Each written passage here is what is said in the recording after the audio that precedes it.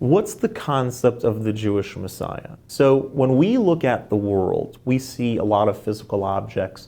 Sometimes we see situations that don't really make sense to us. Sometimes when we look throughout history and we follow different events that have happened, we question, why did this all take place? I have no idea what's going on over here. When Mashiach comes, when the Messiah comes, everything will be clear. The world will have reached its pinnacle.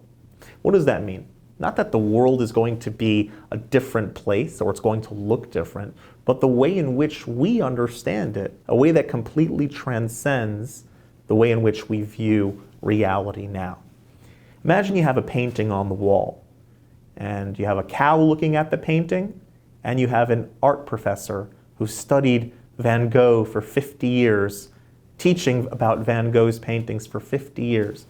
So they're both looking at the exact same painting. The cow sees the swirls and the colors and processes it. Okay, these are swirls and colors. But the art professor, he can tell based on the brush strokes, based on the color usage, exactly what Van Gogh was trying to convey. That is the difference between the world as we have it now and the world when Mashiach comes. Not that it's going to look different, maybe not even feel very different at the beginning, but our perception of it, our appreciation of it, is going to be like the art professor looking at the Van Gogh painting.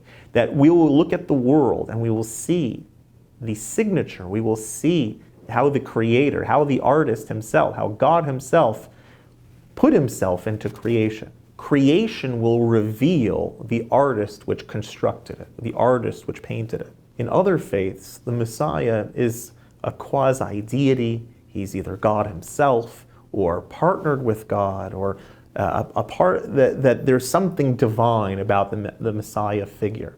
In our tradition, based on Tanakh and based on the oral tradition that explains exactly what our prophecies mean, the Messiah is a human being, born of human parents, descendant of King David, who restores the Torah and restores Judaism to its ultimate state.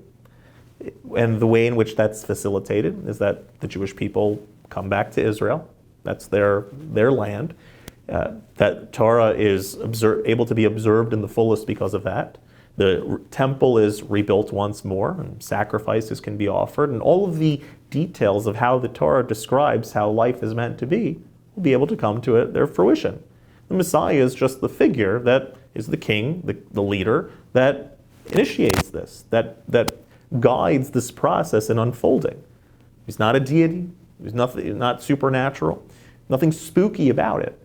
He's a great leader, descendant of King David, who helps the world recognize its key purpose and recognize that the world is a divine place that was created for a purpose, and enables us to see how everything in the world is a part of God's plan. If you like that video, hit the subscribe button and notification bell below for hours of the best Jewish content online.